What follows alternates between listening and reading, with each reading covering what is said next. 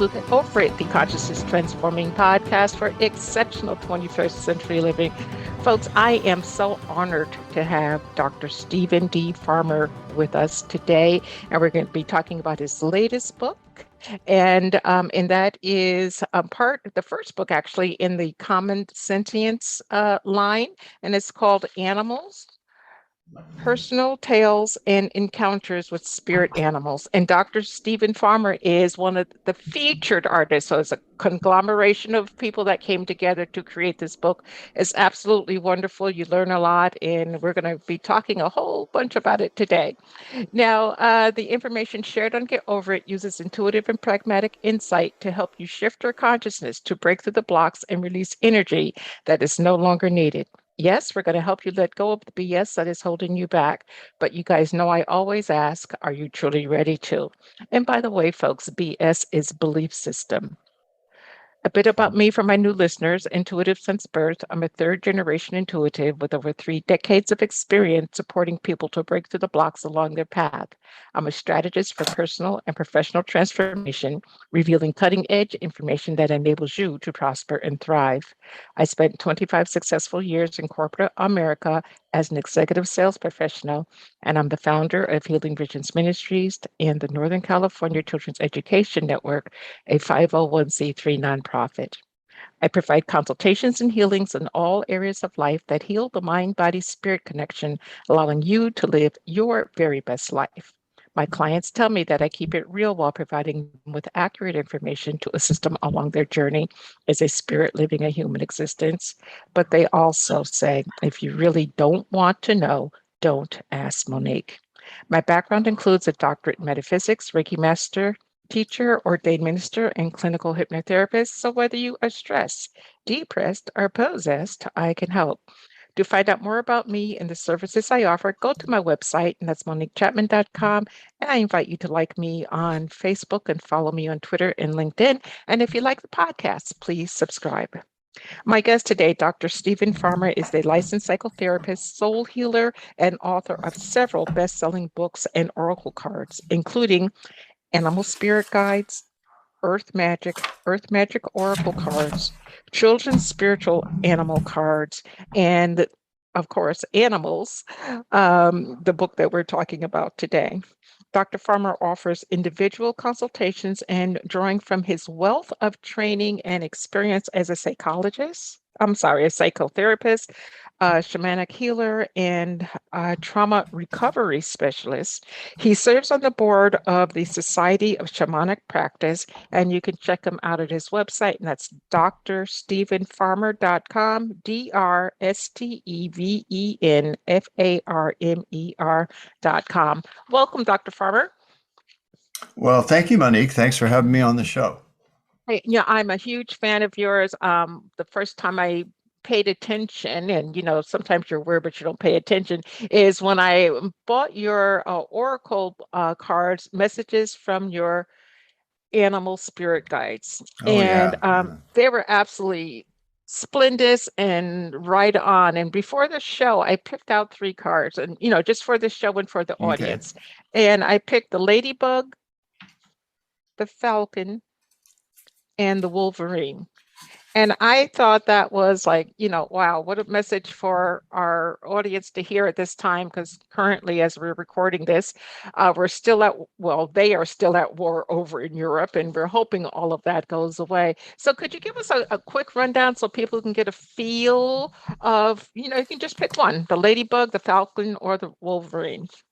Well, the Wolverine has a certain toughness. They will take on other potential predators without hesitation. So it feels like that's a reflection of what's going on, and that what's required here is that sturdiness and that sort of toughness, and not only with other people that are faced more directly with this circumstance and this situation, but also for us is to really stand tall and be tough about it. And there are measures being that are taking place, really serious measure. I just was reading this morning that is it Sweden or I get those two mixed up, but the one, I think it's Sweden. Forgive me if I'm wrong. It's either Sweden or Switzerland, but they've been traditionally neutral about this, but they are saying, wait a minute, okay, that's enough. So Wolverine Oh. is one that implies a certain, I want to call it sturdiness more than toughness for some reason. Um, Mhm. Ladybug is a reminder to pay attention to details that are they're considered in um, they are considered in some traditions as good luck, which is great. Mhm. We need all the luck. We all need all the Yes, good we luck do. that we can have, every one of us, and certainly our prayers can go out to those who are dealing with this aggression that's taking place, and apparently being fairly successful in getting a lot of support on the side of Ukraine. Mhm. Falcon is a reminder, very similar to hawk. Falcon spirit is a reminder to, there are two things to that. One is keep the broad vision. Another way to say that is keep perspective on this, okay? Mhm. Not, I don't want to dismiss the um, seriousness of it, but there have been wars throughout history as long as humans can't seem to get along sometimes, you know, and that's a kind of a I don't mean to minimize it at all, period. But Falcon also is a reminder of keeping that perspective, that broader perspective, see the grand sweep of things. And also, Falcon has that capacity to shift to a keen focus.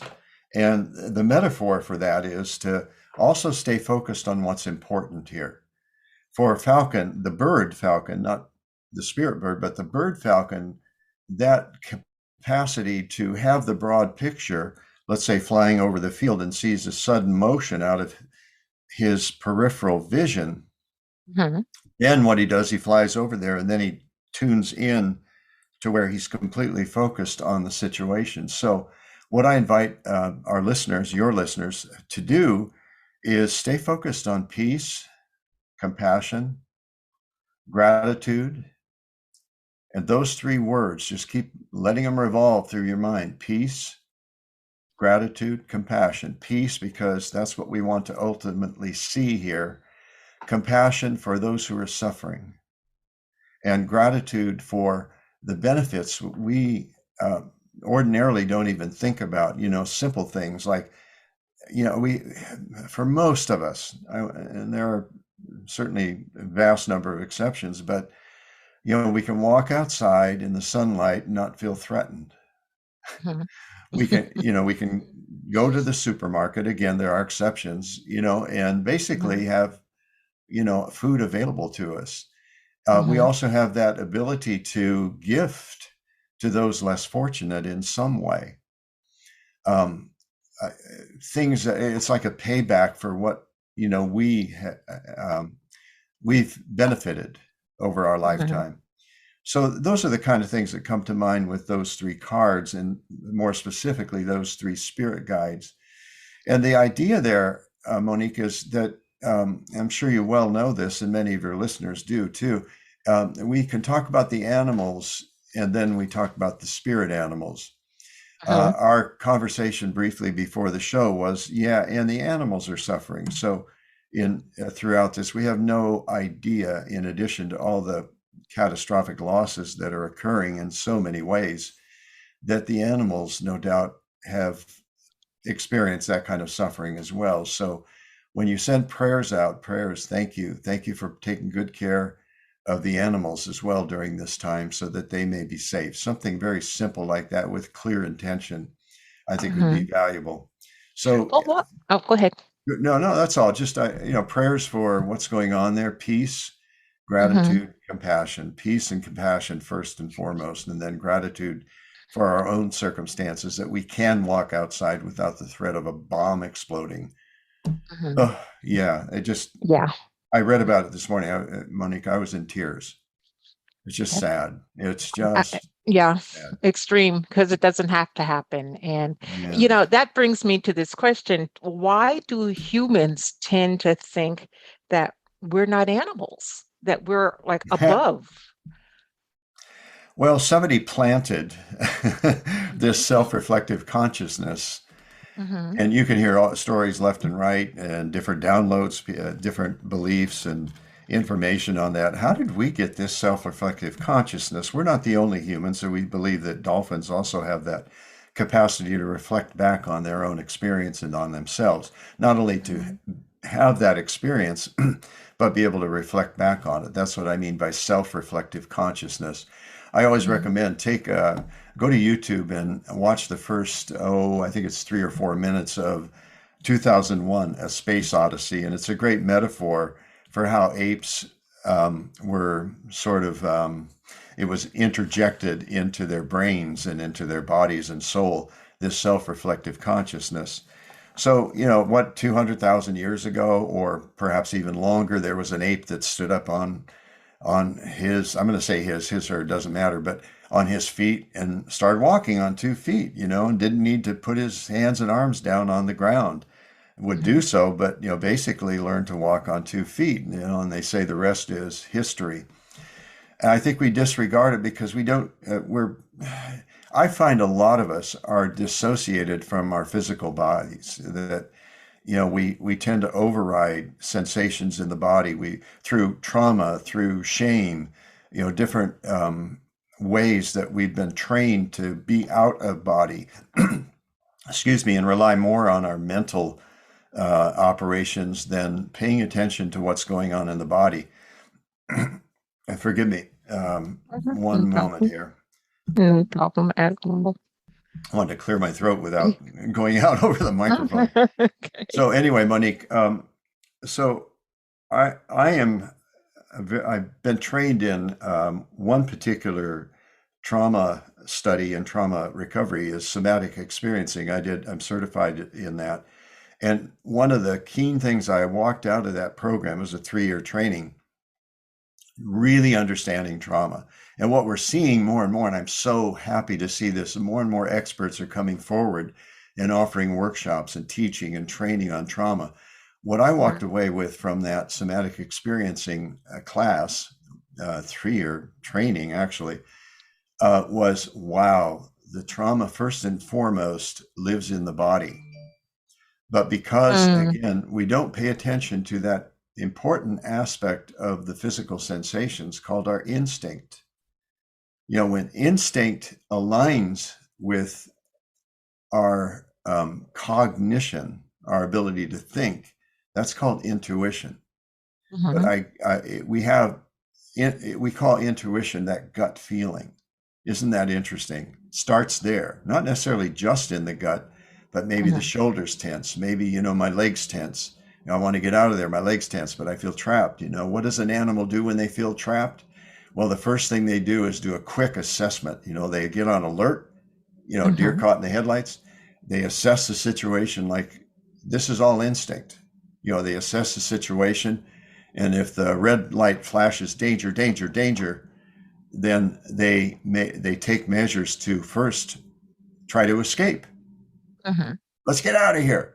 Mm, But run before away. that, we talk about fight flight, but before that, there's that alert and assessment where the sympathetic nervous system goes into action, gets us our eyes dilate, our muscles tense, our breathing becomes more shallow, everything that a mammal does when they feel threatened. So, what if you can't? I find this really interesting. What if you can't get away? Mhm, Your next recourse, of course, is fight, aggression. Fight your way out. Animals have been known to chew their legs off when they're caught in a trap so they can mhm, escape. So mhm, they fight. So there's that aggressive energy. But here we go. What if you can't get out? What if you can't fight? What happens mhm, then is there's a tendency on the part of the nervous system to just collapse.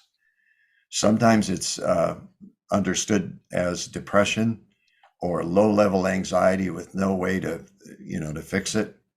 mhm, That's what happens. I think that's an interesting process of what happens to animals as well as, of course, the human animal. So when we become more acquainted with our bodies and the sensation in the bodies, when we do the work to clear some of that old trapped energy from trauma, and there's a number of processes, quite well, a handful, I should say, of processes that can directly work with the PTSD or the post-traumatic, I don't like that term, post-traumatic stress disorder. I don't like the disorder part. Anyway, it's a Yeah. very adaptive way to deal with the trauma. So Mhm. I went off. I hope that's useful for the listeners to just appreciate how we are animals. Like back to your question, this is a monkey body. It's a way to think about your body, but we have Mhm. this capacity that really makes us human of what I call the self-reflective consciousness. So I look at my hand and I say, wiggle that finger. Whoop. Oh, there it goes. That's pretty cool. I'm able to move it without, any particular purpose or need to do so. Whereas Mhm. most animals have a naturally instinctive way to operate. So Mhm. that's my Thank you. story, and I'm sticking to it. Sticking to it no matter what. Okay. Is there a difference, or what is the difference between animal spirit guides and spirit animals? Or are they the same? Basically, Monique, I use the terms interchangeably. The term spirit animals implies something slightly a different perspective. Animal spirit guides adds to it the guide part, which means we Mm-hmm. can appeal to them or we can pay attention to their physical counterparts appearing to us. And what I teach is that when an animal shows up in an unusual way or repeatedly, there's something pretty big going on. And the interesting part of that, Monique, is that it's not just the physical animal, it's the symbol of the animal. When that symbol shows up, especially repeatedly, example would be in the supermarket. I hear somebody talking about bears. Okay, Mm-hmm. drive away from the supermarket. I see a truck that pulls up next to me, and on the side it says Bear Moving Company. Go home, Mm-hmm. turn on the TV, and there's a show about bears. That's what I mean by the symbolic presentation. Because Dana Point, where I live, don't see many bears around here. Coyotes, yeah, but not bears. Mm-hmm. So we look for unusual appearances. Example, I'm walking on the beach and there's a dolphin that's like tracking me. It's like swimming right along about the same pace I am. Or I sit out maybe on a table out front in the warmer weather and I have my morning coffee there. And suddenly this dove flies down right next to me on the table. I'm going, whoa, this is what Mm-hmm. this farmer guy was talking about. Pay attention. Mm-hmm. And the beautiful thing about this book, the Common Sentience book, Animals, is it's unique in that there not only do I offer the front end and the back end, my own stories, a couple of stories, Mm-hmm. that several people have submitted stories where they've had encounters with spirit animals or animal spirit guides Mm-hmm. and they've received guidance from them that has been very useful for certain circumstances and situations. So I like the uniqueness of that. There's other themes, as I mentioned to you before we started, in the series. As I understand it, there's about 8 books, and this is Mm-hmm. just the first one to really come out. But I'll tell you one short story is my daughter, Catherine, and my granddaughter, her baby, her daughter, Mm-hmm. Lila. She told me that when I sent the book, she said her and Lila read a story every night for bedtime. Mm-hmm. And I think, oh, wow, yes, that's very, very cool. They're very inspiring, touching, Mm-hmm. very heartfelt and very touching. Anyway, a long answer to your question, but so an animal spirit guide or spirit animal is that. And a Okay. spirit animal can then, from that perspective, be an animal spirit guide. So let's follow that down through to totem animals and power animals. Are they the same? Well, the use of the term, I think, is really negotiable. It doesn't matter to me whether you call this particular animal a totem animal or a power animal, but I do have some distinctions. But that is a animal. Either term suggests that it's a spirit animal that is with you for many, many years, maybe on throughout your whole life. It's a possibility. Totem means a couple of other things typically. And again, I say this that it doesn't matter to me really what you want to call that particular spirit animal, totem or power animal. Uh-huh. But A totem has two different meanings, and we use it that way. And that's that, let's say I have a ceramic figure of raven, which I do, and Mhm. I have that on my altar. That could be a totem animal. Um, Okay. a, another meaning of totem would be a spirit animal that's shared by a group, a clan, a community, etc. An interesting story I heard about 2 weeks ago was a 12-step program where they had fairly consistent members that would show up, and Uh-huh. they did some kind of vote, and they came up with a totem animal that everybody in the group could relate to. And so they now have a totem animal that the group shares. Oh, Uh, wow. yeah, isn't that interesting? Yeah. The other is totem poles in the Pacific Northwest in the United Uh-huh. States. And those are typically, and I studied up on this, and there's no real conclusive answer to that. However, the best one that I saw was that there are individual representations. Let's say on a totem, there might be five representations of spirit animals, and then one at the top is sort of the overall totem for the tribe or the community, whereas there are clans within that tribe or community that each have an additional or a separate totem. Mhm. We have sports teams. You know, you can immediately think of Right. a couple of sports teams that have animal names. You know, they could, Mhm. not that they're thinking, oh, these are the totem for the team, but they are. They're a totem animal. The term spower, spower, how's that? Let me fix my Mhm. fix my teeth here. Okay. The the term power animals really is comes from shamanism. Although I've Mhm. learned, one of my earlier books was called Power Animals, and the term itself comes from shamanism. But I have discovered over the years it's not necessary to even be interested in shamanism to really be able to relate to a specific animal like totem that is a power animal. I think the term itself implies something, that Uh-huh. they are also a source of power in addition to protection, care, insight, revelations, etc. So that's a power animal. And yes, in shamanism, the shaman or the shamanic practitioner typically has at least a couple of power animals that they've had for a number of years. And then Uh-huh. throughout the shaman or shamanic practitioner's life, they may change. One may go and another comes in depending upon that particular era and what the need is. A good example was owl was a very specific power animal for quite a few years. And Uh-huh. then through some process, owl stepped out and raven came along, basically. And raven told me this, the spirit animal raven Uh-huh. became a power animal and said, I'm here because I have different medicine to offer you during this era of your life that is more useful. Even though Owl was great as a psychotherapist because of the medicine of insight, being able to see in the darkness, the shadows of people, etc. Uh-huh. Raven is an incredible manifester. When I set my intention, I call Raven, and Raven is very, very supportive of that intention. Uh-huh. So that's a Oh, power animal. okay, I need to ask a question. You talked about raven and you talked about the owl, and I have either ravens or blackbirds or a combination or crows, whatever it is, a combination thereof on my lawn all the time.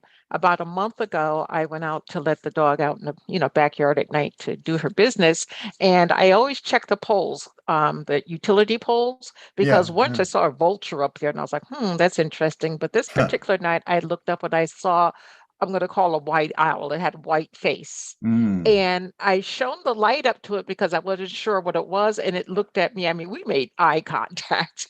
cool. And, I let the dog finish his business and I shone the light up again and it was still there, not moving, nothing, just looking at me. So, did I encounter an animal that was giving me a message at that particular time besides my dog? Absolutely. Absolutely. Again, the criteria that I use is unusual. And Mhm. unusual is in the eye of the beholder. If you see a lot of crows, which I do here, I don't think much of it. But again, if a crow uh, lands on the wire. We don't have wires, but lands on the light pole and looks Mhm. down at me like Owl did for you, and Mhm. stays there for a while and hangs out and keeps looking at me. Well, that's different. Okay, that means the crow is an animal spirit guide by my definition. So Mhm. absolutely, Monique, that's an animal spirit guide, a spirit animal. The thing is that the physical representations, again, whether the actual physical animal or the symbol of the animal, really is the key to that. They are, in a sense, representatives of the entire collective consciousness, let's say, of all owls. So it's a Mhm. pretty big deal. And then spirit funnels through that into a particular form that then gives you some ideas. You can say a metaphor of their characteristics, the physical animal's characteristics, then can be extrapolated as the message. And again, what are some characteristics of owl? One, seeing in the darkness, in the night, Mhm. even though they do fly around during the day, but not we don't see them typically. We hear them or see them at night. Mhm. Second is their capacity to turn their heads quite a ways, even a little more than 180. You know, Yeah. I think I read something like 200 degrees they can turn, so they can see behind them. They can't turn their head around, but they can see quite a bit with their peripheral vision as well. The Mhm. other is that, again, that capacity to see in the dark.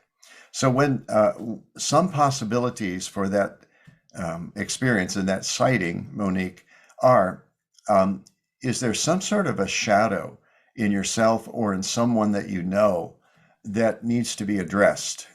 I don't mean say Mhm. that as it's threatening or anything like that, just that needs to be addressed. Mhm. Well, maybe the shadow of fear about speaking in public, yeah, or something like that. Mhm. Or Mhm. there's a friend that's just you're feeling irritated with, and you realize what you're feeling irritated with is there's a tendency, let's say, for example, to dominate the conversation. You know, everything turns around. It's all about her or him. Mhm. So the shadow on their that part, the shadow means a young, it's those unconscious aspects of our makeup that Mhm. we're simply not aware of. They got shamed or put aside or put in a bag behind us, we're carrying around, and we don't see it. So Mhm. it may be inviting you to pay attention to that particular shadow that in this relationship that is bothersome to you, and that you have judgments about or kind of annoys you or something like that.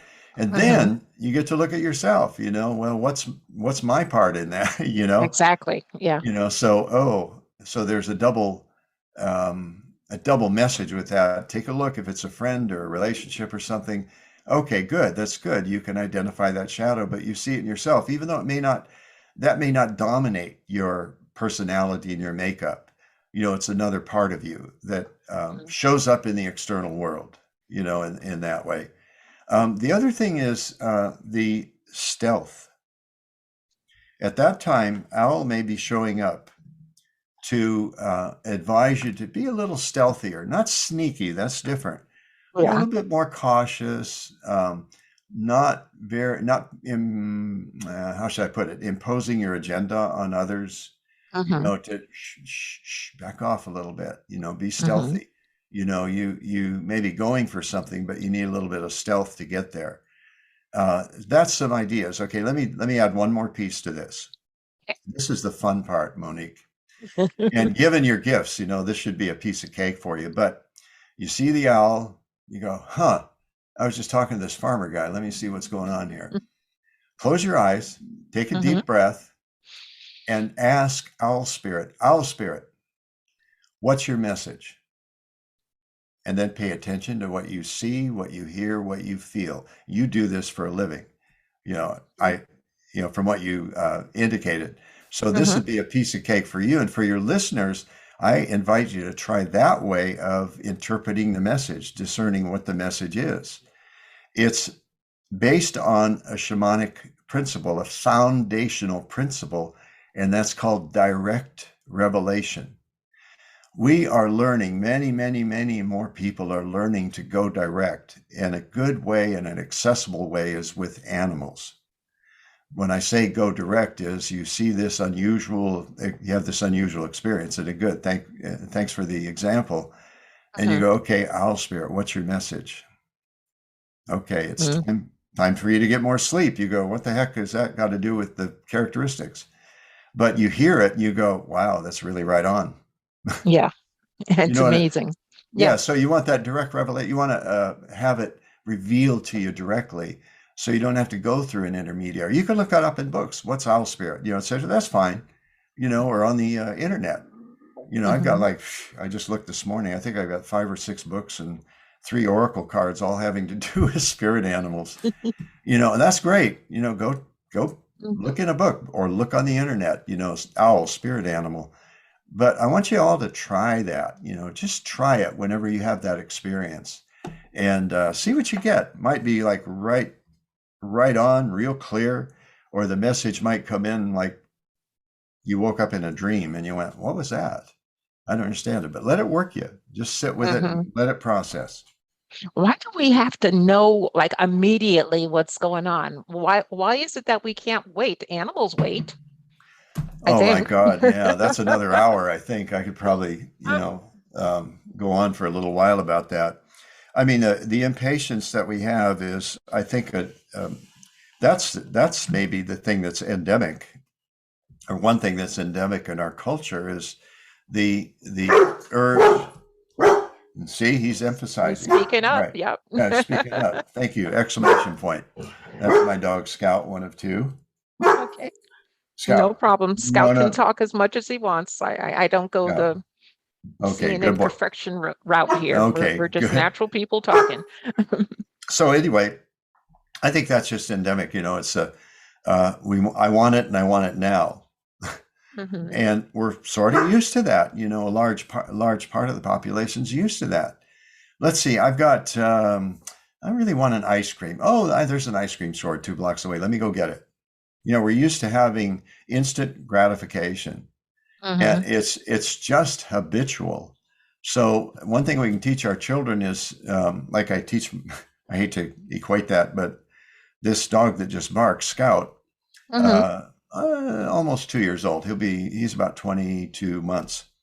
And Hmm. one of the first commands he learned was wait. And he's really, really good at it. I gotta He, say. Yeah. he answered you. It's amazing. Yeah, yeah. And he was like 3 months old and Uh-huh. I taught him weight and he's been really good about it ever since. So maybe we need to teach ourselves, have a big sign, have a big sign with a bold font, and Mhm. 48, what do you call it? 48 on the Font. font scale Yeah. says wait, dot, dot, dot, dot, wait and see what Hmm. happens. Wait and see what happens. Experiment with this stuff and see what happens. Yeah. Have the patience, try it, and don't give up. Keep paying attention. Pay attention to the animals that show up to you in Yeah. unusual or repetitive ways. Yes. And especially if you have an animal in the home, like my one of my dogs that's around here, Sadie Mae, when she was little, and I'm talking, I don't know, a month old, she was born in my home. She would go, I have a string of bells hanging on the front door, and she would go slap the bells, and then she would run Yeah. to the back door. And I'm like, what's going on here? So I'd go to the back door and she would go out, do her business, and come back. And she taught me Hmm. what she needed when it was time for her to relieve herself. And I was like, Yeah. Yeah. wow, you Yeah. know, it's Yeah. it's truly amazing if you listen. But enough about my doggy. You're working with people externally, and you offer when you go to his website, folks, drstephenfarmer.com, you will see the services. You can do some shopping. Oracle readings, a whole bunch of information. You offer therapeutic consultations. What is that? Well, here's the deal with that. I'm a licensed psychotherapist in the state of California. I've been licensed forever, since Mhm. 19, gosh, when 75, I think is when that's when I got Mhm. licensed. And I set up a therapy practice, and really successful. It worked, helped pay the rent, that sort of thing. And I did some good work. People kept showing up, so I'm assuming I did some good work. And then there Mhm. was this, like we go through life, I think, and we find there's different eras. I don't know if that's the best word for it, but we go through some changes, maybe really significant. Something happens to us that really sets a different course in our life. Hey, gang, all of you who are listening, raise your hands because you can relate to that. If you're Mm-hmm. 18 years old, that's a big transition, 30s, etc. It's not just a number, but it's a time in our life when something else starts tugging at us. It's the best way to describe it. Mm-hmm. So, therapeutic consultation, in answer to your question, is just that. It's taking it out of this from the psychotherapy training that I've had. I've had training in a couple of, well, I mentioned somatic experiencing. I went off on that just earlier. That was a good training for trauma recovery. EMDR, which is eye movement desensitization reprocessing. I'm certified in that. Again, a Mm-hmm. 3-year training there. Excellent technique for helping somebody recover from the remnants of trauma, the Mm-hmm. residuals, the adaptations that we necessarily make as a result of a traumatic experience. And training in hypnosis, I've been doing that since I got licensed, and it's a wonderful tool to have. One of the best tools that anybody can have, let alone a therapist. Listen. Just that's one Yes. thing I attribute in part to my wife learning to really be You a good listen to your listener. wife? Yeah, I do. How about that? I get a gold medal for that. Although Yes, you do. there's occasions when she goes, "You never listen to me." I hear her loud and clear when she says that. But Mm-hmm. I really have. You can't underestimate the value of listening, especially listening compassionately. Put your agendas aside. Yeah, you have your stories and all that, but once in a while, try this with people you're close to, especially.